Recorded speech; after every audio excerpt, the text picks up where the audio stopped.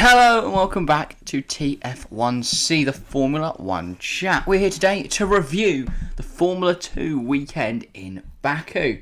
As Sprint Racer had the feature race, as always, Azerbaijan as the Formula 1 circus headed there for what was quite a strange weekend. Absolute chaos everywhere. I know. It does open up debate, should Formula 2 be racing at tracks like Jeddah and Azerbaijan where crashes are... Yeah, so I've got that right. Jeddah and Azerbaijan, where crashes are pretty much guaranteed to happen. Well, no, but this weekend proved to me that it isn't the track, it's the drivers. Because the drivers are awful. If you look at who crashed, then you realise that it's the Juri drivers. Vips. Yeah, but okay, Juri Vips, exceptional driver. Liam Lawson. He did not crash. Yeah, he did. He When? brake checked Jack Doohan and cost Jack Doohan. But Vips, like we 10 know, points. he crashes a lot, inconsistent, ridiculous. Then you look at Nassani, Bollock Bassi, Caldwell, Cordeal, Boschung, Williams. Boschung hadn't driven in like 5 weeks. Yeah. Sato was involved somewhere. Nasato dodged them all, to be fair. For sure. He was near them all. For sure, just got to have to turn into a corner. Yeah. That was also Lawson's fault. But nothing was the track. It was all incidents of the driver's fault. Yeah, but then the argument is should we be racing there considering the drivers are so inexperienced and shit. But then I just think, well, realistically, as much as there are obviously crashes that break the cars and stuff, and I know they haven't got huge budgets to operate with, there's not been even any injuries from the incidents this weekend, let alone serious injuries. Obviously, you can't just go, well, no one's died yet, so that's good, it's fine. Well, but there's not been any huge incidents. Baku last year, Pourchaire broke his wrist, but A, he forgot to take his hands off the wheel when he crashed. B, tipped him, just drove into the side of him. Yeah, I mean, you could say the same about F1. Should F1 be going there? Because there could be a serious incident. I mean, look at Mick Schumacher's at Jeddah. Does that mean we just shouldn't race at street tracks because accidents can happen? I think as long as the right safety protocols are in place, which they are, because it's obviously an actual championship, it's not just a F2 race around. been Baku for ages. No one has been seriously hurt or badly injured. And there is a higher accident rate because the walls are closer and because they're inexperienced. But it's not. They're not really going at mental speeds and just slamming into walls. Like they are still racing drivers. It's not like just random members of the public. Yeah, at the end of the day, that's drawn out of the hat. The risk. You're a racing driver, you're going to crash.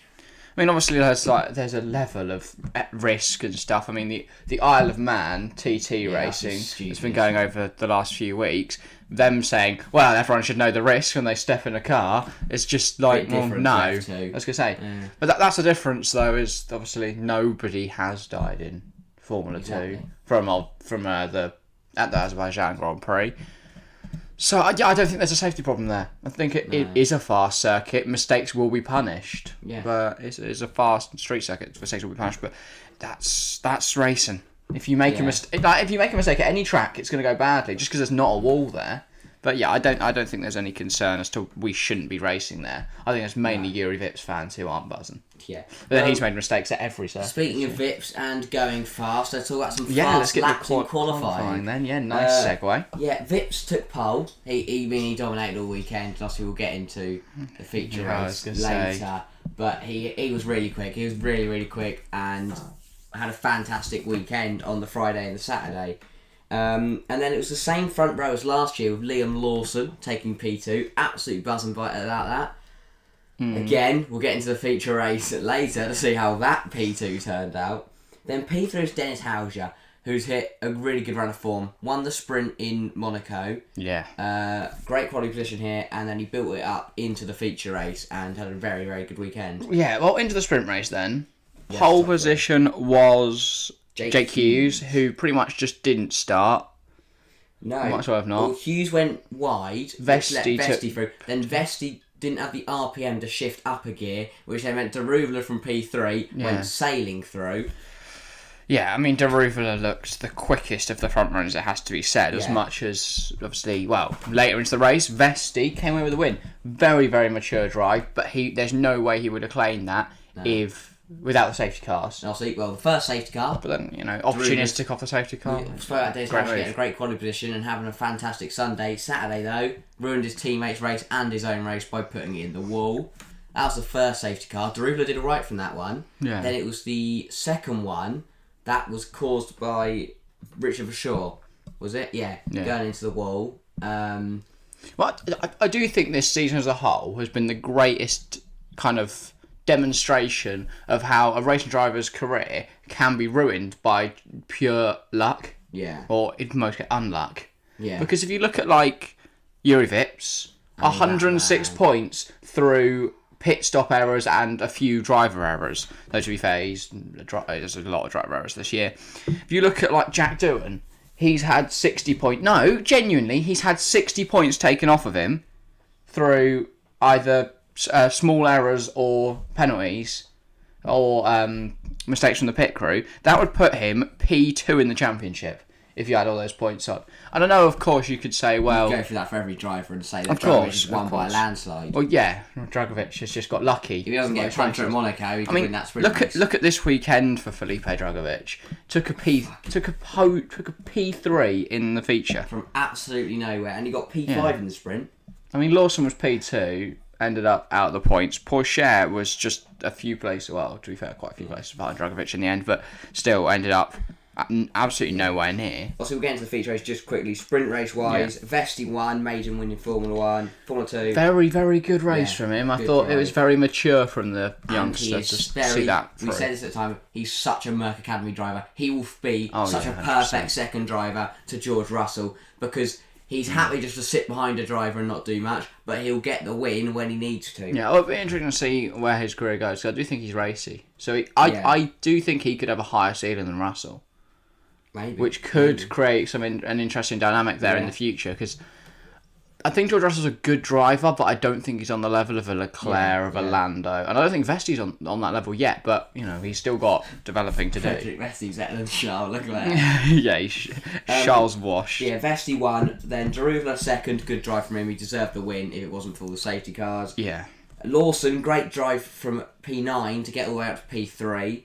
And then Armstrong 4th and Drugovich in 5th. Yeah, and then of course into the feature then. Pole position for Juri Vips. Didn't seem to be, if I remember rightly, wasn't too challenged by Lawson off the start. He was absolutely fine. He cruised the whole race. I mean, even the safety car restart absolutely nailed that. Though I do think that going into the pit lane, it didn't matter in the end. And then cutting across. Yeah, I know. Castle section then. We'll talk about the incident. Just, I'm stupid, ended up taking half the barrier with him. Yeah, he turned in too early. He then he's hit his left front on entry. It's just gone sailing forwards into the wall. Yeah, and genuinely took half the barrier with him. I feel I'm gutted. And handed Dennis Hauger the win. Who I have to say has had a ridiculous season considering he's been nowhere near. I've never seen him up there with the pace, and yet he's somehow getting 25. What you got? 25 points here. 16 points last weekend. Didn't score anything though at Barcelona. Just got only 6 at Imola. All he's done, here, he qualified P3. Vips crashes out. Lawson had a terrible pit stop and then got a puncher. And then he's P1, just like that. Yeah, so Hauser finds himself now in the hunt for the championship, kind of. I still think he could do a Piastri. I don't. Do you not? I don't think Hauser's been that good. I think the only rookie who's really been anywhere near Piastri level of coming in and dominating is Jack Doohan. No, you can't argue it though. I know. He's the only one that's come in and done a really solid job. He's just been robbed of points here and there. Although, I'll put a shout for Logan Sargent. I mean, he got P6 in the sprint, P2 in the feature race. Yeah, he's done well, to be fair. He had a great rookie season for the American. Williams Academy, and I'll be honest, Nicholas Latifi should be out of that seat next year. Oh, 100%. Should we talk about... I want to talk about Doohan's penalty today. as a Jack Doohan fan, there is no way in hell that's a 5-second time penalty. That's an absolute joke from the FIA. I think I would agree with you if it wasn't Liam Lawson who gave a puncture. No, but Lawson literally... if you watch the replay, he goes right to follow Daruvala, then goes left to cover Doohan at the last moment. Doohan just tried to avoid him by going over the curb, which, to be honest, all he could do. I don't really care about what Doohan got for it. I'm more annoyed at the fact the pit stop was awful. The fact he fell from 2nd to 10th or 9th, and then... The strategy was awful as well. It was very obvious that the overcut was going to be the way to go because the super softs do what Daruvala did and came in very early and get a big undercut, or goes long and use the overcut. Yeah. I was furious. That's another driver. I'll be honest. Who's just prem attacks. Jan Daruvala. I don't think he's really been that good this year. No. Lost out on a win, the sprint race win yesterday, and should have beaten Vesti. Vesti's a rookie. Again, he's Red Bull Academy, and Prema will be getting money off Red Bull to have him in that seat. I just can't understand giving Daruvala a chance, and I think they will though, because he's highest in the championship, and I think if they're looking at potentially bringing a Grand Prix to India, then I think Red Bull would want to bring Jay and Daruvala in, and then... What do Red Bull do? Because Lawson this season has been nowhere near and has not had a great season. Vips is the quickest man on earth. Way too error prone. But it's just so error prone, a bit like Yuki Tsunoda in his first year. But I guess you could train an error. Now, you can fix that, like we've seen with Yuki. Yuki came in, he crashed nearly every race. But now he's a lot more measured, calm, and doesn't make as many errors. And then Daruvala, as I said, I don't think's quite good enough. And then you look at Hauger, I think's too young at the moment to go. I don't think he's too young, but I think he's needs another year in F2. He's not like Piastri where he's so dominant. The fact that Piastri has not got an F1 seat is ridiculous. Yeah, but I mean the fact is I don't really know what he's doing this year. I've not seen him racing in any championships, which is kind of interesting in my opinion. I think even if he's not going to get an F1 seat, you give him a shot and just to keep him racing. Yeah.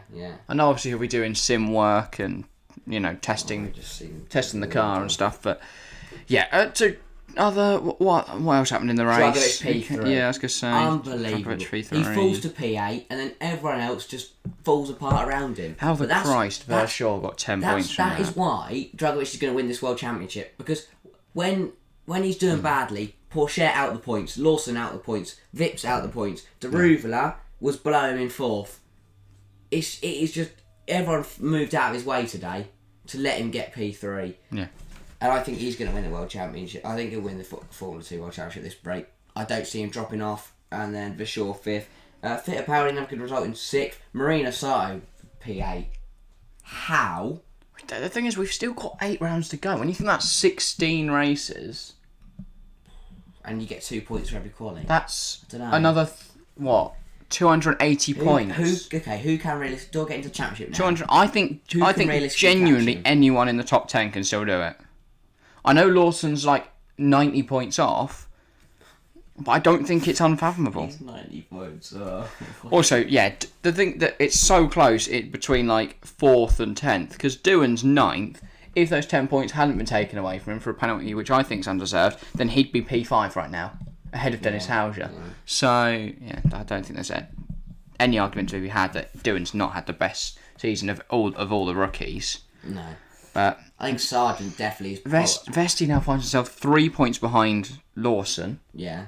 Which is insane. Vershaw now up to 11th on 42, just 2 points off Lawson after he scored 10 points this year. Sargent's 4th in the championship. I mean, I think he's gone very under the radar.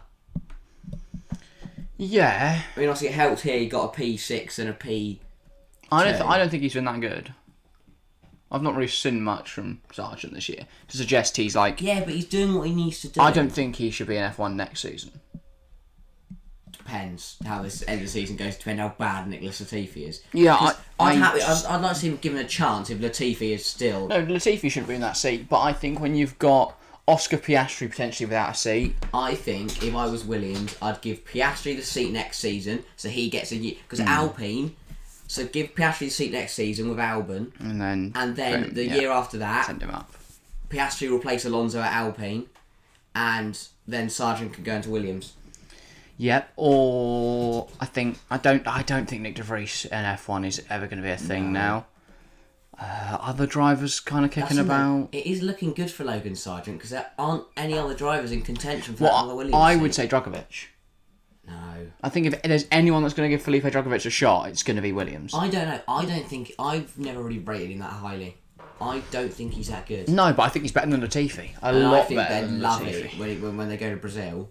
Yeah, and money they'd make. Yeah, well, I personally, I think Drugovich will end up in IndyCar. Yeah. And I think he'll be really solid out there. Yeah. Because he'll just add a bit of... And also, he's got a very, very strong Brazilian following. Yeah. And they've not got anyone to cheer for, which is another reason potentially that Williams could take a punt on him. Yeah. Because the amount of money could be very strong for them if they've got a young Brazilian driver in their team. The only other person for Williams, I think Pat O'Ward, maybe, if McLaren wanted him to get maybe 1 year in Formula 1. Well, before they replace Ricciardo. I don't know. I don't think there's much need for him. He's not a really, really young driver. I really hate it. I just don't see Ricciardo at McLaren next season. And I think a Ricciardo Pat O'Ward swap deal makes so much sense. Yeah. I don't know why more people aren't talking about He can it. do the Triple Crown, can't he? He's not won Le Mans yet, no. No, but he He's can. won Monaco, yeah. He's won Monaco. If he goes and competes in WEC, yeah. He went and won IndyCar and one. He'd need to win the Indianapolis 500 and Le Mans. Yeah. I think he could do it. Yeah. Yeah, well, Le Mans are actually on right now, isn't it? Yeah. They'll be finishing up in the next few hours. I couldn't watch Le Mans. No. 24 Although, hours, if we are on 1 million by the end of the year, watch Le Mans next year, yeah. we'll if do we a get to 24-hour 1 live million stream. subs, If we're currently on 36, we're on 1 million subs by the time Le Mans rolls around. We'll do 24 hours. Where do we go next in Watching it. Formula 2? It is Britain, I believe. Ooh, Britain. Yeah, it's Spielberg's after Yeah, Britain. 1st and 3rd of July, so we've got another 3 weeks. Yes. 3 This weekend's Canada, then nothing, then nothing again. No, it might be Britain that weekend. I mean, they haven't even decided the times of all the races yet, because obviously at Britain we have got F1, F2, F3 and W Series. It's going to be quite the schedule. Meaning you've got 4 videos coming your way in the build up to that, but that is very far away still. Obviously F1 Circus next heads to Canada, and our review of the Formula 1 Azerbaijan Grand Prix will be out later today. That's just happened. Yes. But while we're recording this, that's not happened yet. So, sat here nervous for that, but yeah. Well, I guess we'll see what happens. That's about all, I guess, to discuss. There's not much point looking at the Teams Championship in Formula 2. It's not about the teams, but it is quite interesting that MP Motorsport top it, considering Novalak's done shit all. Yeah. That's mainly just Drugovich carrying. Then it's Prema, ART, High Tech, Carlin, Virtuosi. I think this is what pisses me off, because if there was a decent driver next to Doohan that he could learn from, or develop with, I think he'd do well. But he has been training with Daniel Ricciardo, which I don't know if that's okay, let's get Ricciardo down to F2. He's never won it. He can't at his age. That's just not illegal, is it? There's no age barrier, is there? I guess, but he'd absolutely annihilate everyone. I think win by 50 I think it would be very seconds. interesting to see Daniel Ricciardo in Formula 2. Whether he would find his mojo. And then goes back to McLaren as a rookie, as a young driver. I do think Caldwell, I believe, might have a race ban for Silverstone, though, for picking up too many penalty points. I would imagine so. But after he wiped out Cordell again. Oh, yeah, no, he's got to then. Surely that man replace seat him. next year is ridiculous. How is Alpine Academy? Yeah, but he is a good young talent. I think he's just gone up too early. Climbed through the ranks too early. He did well in, bumper cars. Formula E, Ollie Caldwell. I think so. That is what Formula 3 is. It is just 30 cars going around track bumping each other out of the way. Yeah, pretty much. Yeah. But I think he'll end up Formula E. Yeah. Probably driving for... Mahindra, Alex. No. Neo. Yeah. Pictum and Caldwell together. Just carnage. Anyway, that's about all for today's video. Make sure to get involved in the comment section down below. Tell us your thoughts on the Formula 2 sprint race, feature race, all that kind of stuff, and the Formula 2 Championship. Yeah, that's about all. Make sure to leave a like, subscribe if you're new, and all that other good stuff. But thanks you. Nailed that. Thank you very much for watching. See you next time. See ya.